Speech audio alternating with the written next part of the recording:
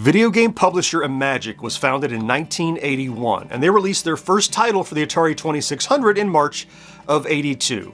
And I think it's fair to say that, like Activision before them, Imagic was the second company, the second beast created by Atari themselves, and made their own competitor by not giving their own developers the recognition that they so rightly deserved.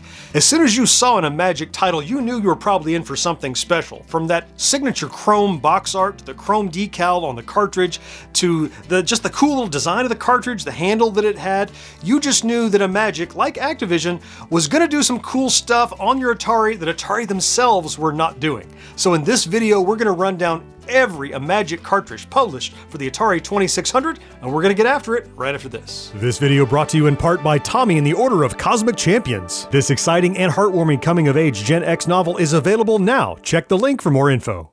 Hey there, welcome back to Gen X Grown Up. I'm John, and I am a Gen X Grown Up. Thank you so much for the click, and I should say thank you too for the very positive reaction to my first tier video, all about Activision. So we're back again, and this time we're gonna run through the Imagic library. Now, Imagic has more titles than we're gonna talk about in this video. So you might recall that I'm trying very hard in these tier rankings to not talk about my nostalgia for a game or how much I played it or loved it, but I'm evaluating this. We're looking at 10-year-old Johnny, looking at me when I had my 2600. If I had gotten one of these Imagic games, I try to imagine how I would have felt spending my money or getting my parents to spend their money on a game, getting it home, opening it up, and what would my experience be? How would Johnny rate it? So to that end, I'm only choosing Imagic titles that Johnny could have played.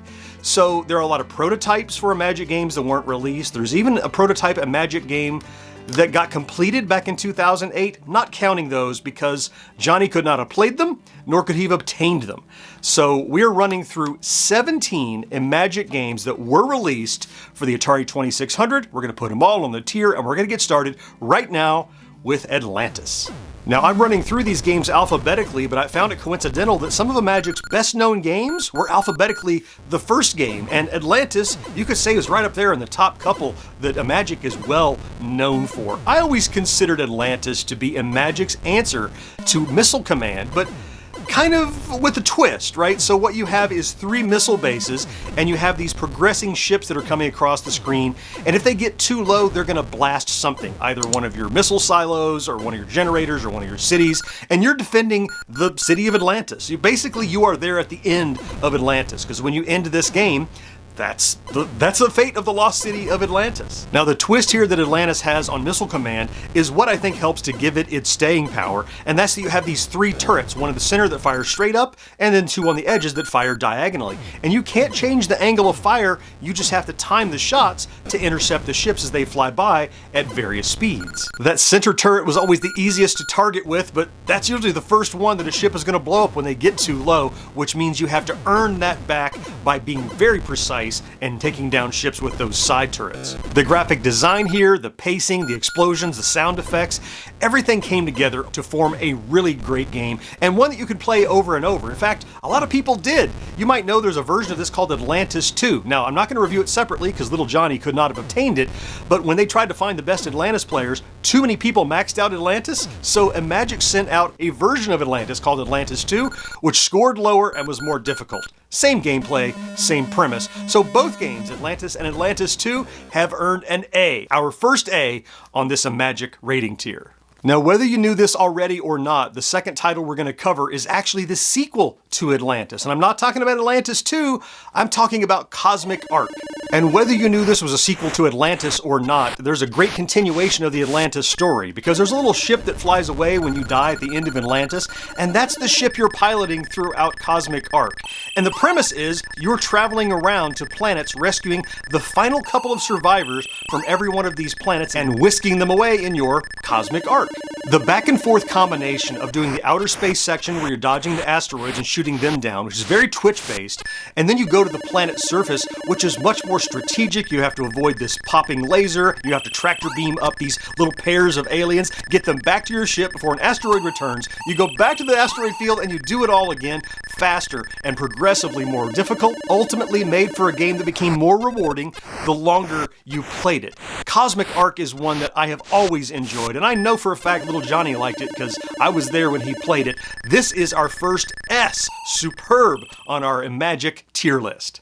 Now, yes, I did just say S is for superb on my tier list, and I got a couple of comments on my previous video that were upset with me because they said S doesn't stand for superb, and if you care what the letters stand for in my tier, I don't recommend that you necessarily click on this unlisted video in the corner to find out, but if you wanted to, I would still be here when you got back. So enough of that, let's move on into the next title in our Imagic list, and that is going to be Demon Attack. Oh, Demon Attack. This is another game that I do not have to guess what little Johnny would have thought about this game, but we're going to talk about it anyway.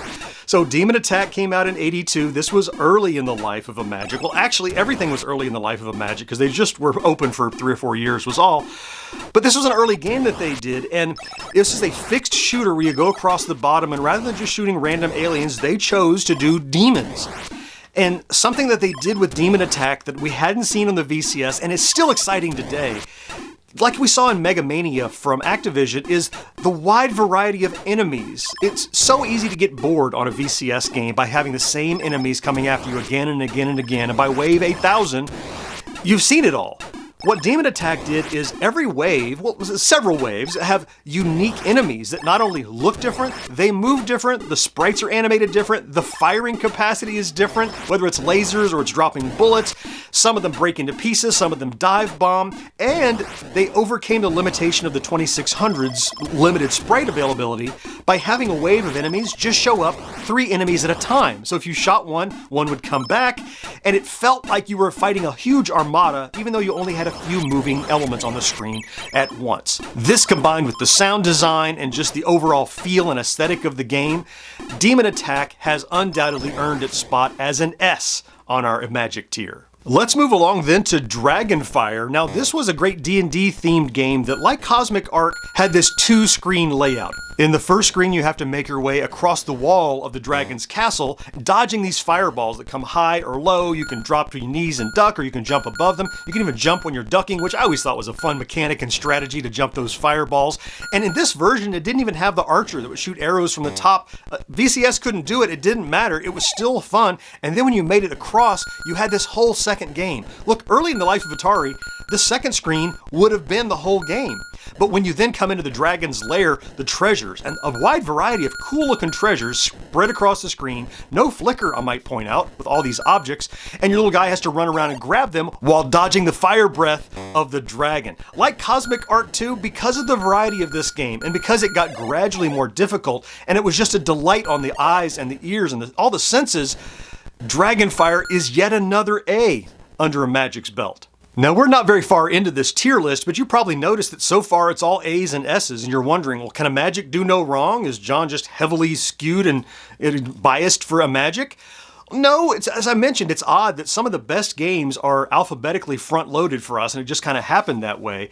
So, spoiler alert, not all their games are A's or S's, and that's true of our very next game, which is Fathom. If you don't read the manual for Fathom, you probably would give this a D or an F. But I read the manual for these games. Fathom was one I didn't play when I was a kid, so I had to evaluate this. What would it be like for little Johnny? It looks like you're a dolphin. It reminds me of Dolphin from Activision. You're a dolphin that's kind of swimming around, and what else do you do? But there's a much larger story here, and it's much more involved. You actually play as either a dolphin or a seagull, and you're trying to rescue Neptune's daughter by collecting pieces of her papa's trident. Now, control can be a little finicky, but if you master it, there's a lot of fun to be had here. You do the water section, you go down and you get a token to turn into the seagull, then you can fly around as the seagull and collect some more little tokens, and then you work your way back down as the dolphin, and you can unlock the cage that Neptune's daughter is in. Now, to actually complete the game, you have to do this, I think it's 7 times it said, to truly finish the game as it gets more and more progressively difficult. But it is a much more involved and nuanced game as you might give it credit for on its surface, and I found myself thinking about it and going back to play it again and again, so I'm going to give Fathom a B on our tier. Up next is Firefighter, and I'm going to get pushback on this one. I know where this game belongs, but I can't help it. I like it. Firefighter is a goofy little game that has poor controls, poor design, not that engaging, but look, here's the idea. There's one little guy trapped in a building. As the firefighter, you can either stand on the fire truck and raise or lower the ladder to go get the guy, or you can walk along the sidewalk and spray water to try to bring down the flames so he can come lower in the building. It is so slow to move the ladder up and down. There's no excitement in this game, but I just like it. I just think it's fun. This game should probably be a D for its lack of mechanics and design and art and sound and everything, but I gotta bump it up to a C because I just find Firefighter a charming, mindless game to play that's fun to pop in. I don't know what to say. It's just kind of fun. So sue me. Up next is Laser Gates. Now, this is an interesting one. At first, it seems kind of weird. Like, look how it's only using the top half of the screen, which feels like a waste. Think like a Star Master or something that compresses the cockpit stuff down in the lower part of the screen. But Laser Gates uses a whole half of the screen for that stuff. But once you start playing it, it's like watching a widescreen movie. If you're looking at the black spaces at the top and the bottom, you're missing the point. If you're obsessed with how little real estate was used for the gameplay, don't. Because Laser Gates uses randomly generated levels and a variety of different enemies. You have these turrets that are parked on the walls, you have these bats that fly in, you have homing missiles, you have the laser gates themselves, obviously, from the title of the game that you have to... They might appear or disappear, they might open, close, like a mouth, or you might even have these walls you have to shoot through, and it's just kind of this watch out for your resources kind of game because you're running out of energy and you have to make sure you pick up the energy boxes that appear periodically, and if you don't watch out, you can actually shoot those energy boxes, and then you're not going to get any fuel, so you're probably going to fail. What I'm ultimately getting to here is that because of the variety, and despite its initial impression it made on me, Laser Gates has earned an A on our tier. Okay, this next game could get me in some trouble. So this is the challenge of announcing ahead of time in the community that I'm going to do this Imagic tier. Because I started getting people saying, this is my favorite game, this is my favorite game, be sure you do this one, this was an S for me. Well, this next game is not an S for me, although I know a couple people have chimed in saying it's their absolute favorite Imagic game. So, I'm sorry, but we're going to talk about Moonsweeper next. Moonsweeper is another one that follows Imagic's formula of let's have two games you can play, two play spaces. The main one is you're circling around this, I guess it's a sun that's out there, and things are being hurled at you. Here's my first problem with Moonsweeper. Control is sloppy, collision detection is sloppy, you'll get killed when you don't expect to and you think it's unfair, turns are really mushy and it's hard. You're going to get killed a lot of times here before you even find out there's a second part of this game. But there is. The second part of this game, you get close to one of these little moons, and this, by the way, is gorgeous for the VCS. Big credit to Imagic with Moonsweeper. Look at how this zooms into the planet. And then you're hovering over this planet a la Buck Rogers, trying to pick up these pilots that are stranded on the planet. But because control is so sloppy, and because hit detection is so sloppy, then I find myself just shooting all the time to just in case, and I end up shooting all the pilots, which is no bueno. That's not what you're trying to do in the game. And if you get hit just once, you're back out to the stupid sun area where you're going to get hit and killed a whole bunch. I just found this game to be increasingly frustrating. It has some great design elements. It feels like a game that was not quite finished or didn't go fully through QA. So it's too bad that it's not what it could have been, but Moonsweeper is a D, and our first D on the tier for me. Now this next one is an Imagic title I had never played before preparing for this video. And in fact, when I first fired it up, I'm like, oh, looks like another D, super simple. But the more I played it, the more I appreciated it. And I'm talking here about No Escape. The story in No Escape is kind of based on Greek mythology, hence you have the columns here, and at the end of the game there's even, you fly off on a Pegasus. That's not important. The game, though, is it reverse breakout or upside down Arkanoid, or maybe it's right side up Arkanoid, but anyway, you're a little guy running back and forth across the bottom of the screen. At the top of the building, atop of these columns, is this roof made of bricks. And there are enemies working their way across the screen. You can't shoot the enemies, which is what you want to do, because if you do, they'll multiply. What you've got to do is shoot the bricks up on the roof, make them fall, and hit the enemies. Now that's an innovative idea in and of itself, but then you start adding in the different patterns the enemies move, you know, great things that these third-party developers do. Look, like the demon attack, you know, the varied enemies, the different patterns. They learned that that's the thing to keep a game fresh and interesting. This is the game that after I was done preparing for this video, I went back and played more of, because I'm sorry that I missed out on it. No Escape is a great game that if you missed out on, you ought to get after, because it just isn't something you've seen before, and it's fun. So this rates an A on my tier. Up next is something just a little bit cuberty. In fact, it starts with a Q, and we're talking about Quick Step. The elevator pitch for this game, and this comes right out of the manual, a squirrel and a kangaroo fight to claim trampolines. Okay. And that's pretty much what's going on here. You're this kangaroo trying to turn these trampolines your color, and the opposing player, a squirrel in this case, is trying to turn them his color. Think kind of Othello or whatever. Well, the color that the trampoline is when it goes off the bottom of the screen is when you're going to score points for it. But you can keep changing them back and forth, so you end up fighting one another. You can drop these little landmines that blow up a trampoline. When you get these power-ups, you can jump on the other player to freeze them, so you get some time to do some stuff. And there are these transitions between levels where you've got to find this ladder that's just a set of trampolines that go straight up, and if you miss it, you fall off the screen. Now, this is an okay game single player. The computer is pretty tough, actually. He's going to stomp you, but two-player, I tried this multiplayer, and it is a blast. Like, think about combat, how rudimentary combat was, but you get two players together, it is an amazing game to sit, cross-legged next to your buddy, punching him in the shoulder. Quick Step is like that, because you're fighting for the same points. It's not like who shot who, it's more of who claimed the other guy's stuff before, at the last second, you snipe him. That's the fun in this game. It's not the graphics, it's not the sound, it's not the overall impact, it's the fun of the multiplayer is the reason I'm going to give Quick Step a B on our tier. Up next is arguably Imagic's most ambitious title they ever produced, Riddle of the Sphinx. And this is a huge game to wrap your head around. And again, if you only ever played this without reading the manual, you're missing half the game, because this game takes two joysticks to play, and if you didn't know that, you already missed half of the game in the first place. Despite how ambitious this game is, though, the delivery is just so flat. You even have to use the TV type, the color black and white switch, the difficulty switches to know things about, injuries, the status of your guy, your inventory, things like that. And if you never did that, you missed out on so much of the game, but even once you get your head around it, I think the manual is like 16 pages of instructions for an Atari game, which is a lot. But here's what happens. It's an open worldy kind of game, but you only scroll vertically. You can't go back and backtrack and find something. All you can really do is progressively keep going forward, hoping that the thing you want to find comes up soon. To add insult to injury, the sound design here, I didn't turn it off. It's almost nothing. There's no excitement in this. Huge high concept game, poor execution. Riddle of the Sphinx could have been so much more, but instead, it's just a C. Moving right along then to Shootin' Gallery. And yes, that's shootin' with an N apostrophe. Make sure you get it right. This is pretty much Carnival from ColecoVision, but on the 2600.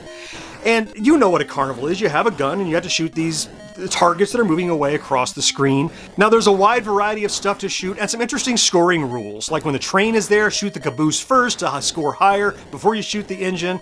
Cool stuff like that. But ultimately, it's just a shooting gallery game. I will say this is the best shooting gallery game to appear in the Atari VCS, but that's not saying a whole lot. Plus, for a shooting gallery game, there's no multiplayer, just single player, and you take turns trying to get your highest score. Shooting Gallery gets a C from me. Up next is, as far as I know, the only game Imagic ever released that you control with those paddles, and this is Solar Storm. True to Imagic's reputation, Solar Storm has really nice sprite design, enemy variety, and even that dual screen operation where you do stuff on one screen and move to the other, but when you get right down to it, it's just kind of a run-of-the-mill fixed shooter. The only saving grace is that bonus level, the second screen I talked about, where every 500 or so points, you go to the center of the screen where you're shooting outward rather than from the bottom, trying to take down some enemies, and in fact, that's the place where you can earn your extra min, so you better get good at that if you want to enjoy this game. But ultimately, I found Solar Storm just fell flat. It was repetitious. It lacked the sense of discovery of your demon attack and your cosmic arc with the enemy design, because there's 3 or 4 enemies and you see them right away and they just kind of cycle, and it's rinse and repeat, rinse and repeat. So for Imagic especially, this one is not their best work. I'm going to give it a D. Moving on then to Star Voyager. Now, first thing you're going to say is like, oh, look, I'm outer space, I'm in a cockpit. This is another ripoff of Star Raiders or Star Master. And you're right and wrong. Yes, it's another game like that. I will not call this a ripoff, though. This does enough interesting stuff that differentiates itself from those other games. First of all, there's more to do in the game using difficulty switches. So I think the left difficulty switch will change the speed of the game. Mid-game, anytime, you want to speed it up, slow it down, you can do that. The right difficulty switch changes from lasers to photon torpedoes. Now the photons are slow and powerful, but the lasers suck up lots of energy and they'll absolutely blast anything. So the idea that with a single button joystick I can switch between different armaments to take out these enemies is pretty cool. I like that. And at the end of the game you get a little rank on the screen, so that reminds me quite a bit of Star Master. But what this is lacking when you compare it to games like Star Master is that sense of achievement, that mission feeling. Like, I don't go to the map, I don't see how I'm doing in the war, how many enemies I have left. It's just go to the next quadrant, go to the next quadrant, go to the next quadrant, and do the same thing over and over again. So while this has a lot going for it, it's also just a little bit limited compared to its peers, so I'm going to give Star Voyager a B. We're going to transition now from outer space to underground with Subterranea. Now, this is a very Defender-like game. The concept is there's this monster called the Hexaplex. At the start of the game, he'll throw a few bombs at you, but once you make him angry enough, he'll burrow underground, and that's when the game truly begins, as you're doing your descent further and further underground. On each level of the subterranean world that you're in, you shoot a few enemies until you kill enough of them, you listen for this ding, then you have to make your way through this little gate. It's kind of a puzzle, it's kind of a laser popping, you have to make sure you don't get hit, and then you descend to the next level, where you do the same thing again. You shoot a bunch of enemies until they're dead, then you make your way down through this little gate puzzle. Then you shoot some enemies till they're all dead, the Hexaplex shows up, gets mad at you, you shoot a few of his bombs, rinse and repeat. So while this borrows on the Defender style, and it tries to do some different things, it's not different enough or entertaining enough or captivating enough to keep your attention. You're better off to go play Defender or Stargate or Chopper Commander, one of those. So Subterranea is just going to get a D. Just a couple left. Let's move along then to Trick Shot. Now this is a pool or billiards game, but I think Imagic was genius to market this not as the pool game that it is and contains, but as the puzzle game part, the trick shot part of the game. When you fire up the game, the first variation that you play if you just hit reset is playing through trick shots on a pool table. You have one shot to sink all the balls. It starts out pretty easy, but you can imagine after a while, it's going to require some finesse and some English on the ball and different speeds and powers. And if you get tired of that, you can actually play real billiards, real pool. But due to the limitations of the VCS, you only ever get 3 balls on the table at once, and when you get all those in, you get 3 more to work your way through the pool game. Look, I get it, but it's not pool at that point because the balls aren't on the table, the obstacles aren't there. Really, the entertaining part of this game is the puzzle of the trick shots. I'll also mention that English billiards is included, which is a variation. That's the one with the black and red balls. I don't know the game that well, but there's a lot of variation provided in case you want to do different things. But because of that VCS limitation of just a few balls on the table at a time, you're not going to get that experience. What you're going to play trick shot for is the puzzle element, how to solve the 9 different trick shot scenarios. And while that's not necessarily enough to make little Johnny love this game, the physics of the pool ball and the fact that you can apply English and speed and power and all that, and the way the balls move around the table, I did find pretty impressive, and so I'm going to give Trick Shot a C on our tier. Now this last one on our list, I'll say I bent my rules just a little bit. I said these had to be games that little Johnny could have played when he was 10 years old. However, this last game was only released to our European friends in PAL mode. So while little Johnny probably didn't have a PAL TV or a PAL VCS, it's possible he could have played it when it was released in 1983, and we're talking about Wing War. Now on paper, Wing War should be an S. And that's because it has the flying mechanics of Joust, that's how you move your little dragon around, and it has the adventure aspect of adventure, kind of navigating your way around multi-screen open world map to find different things and bring them back to your lair. All that sounds fantastic and I'm in, but the more you play it, the jankier it gets, and now I understand why maybe it never made its way to North America. First of all, you have limited fireballs, and you can't do anything to get more fireballs other than just wait and dodge the enemies. And then when you do have fireballs in your inventory, you can only shoot when you're flying. If you're sitting on a perch, you can't shoot, so you have to put yourself in danger just to shoot. And you shoot by pushing up on the joystick, and so often I found myself pushing up on the joystick because I wanted to go up and I just wasted a fireball. And ultimately, you fly around, you try to shoot some things, grab some gems, bring the gems back to your den. They even make it extra convoluted in that you've got to be careful to not get a fire and water gem at the same time, or they'll negate one another, so you have to get the extra. All that sort of nuance and complexity would be welcome if the game around it was fun to play, but it's not. So poor little Wing War, only initially available in Europe, gets a D from me on the tier list. Now, that was the last one, but before I leave this tier and end this video, what do you notice about this finished tier list? Pretty even distribution, and no Fs. There are none of these that I would be mad about having to play. I mean, yeah, I could take or leave the D and C rank stuff, but when you look at all the stuff that's in the S, A, and B, I think those are the games that we all collectively think about when we look back fondly on the quality and caliber of games published by Imagic for our Atari 2600s. Hey, I'm going to throw some links over my shoulders here and here to some more rating videos I've done recently. I certainly hope you found something to enjoy in this video though, and I can't wait to talk to you again next time. Bye-bye.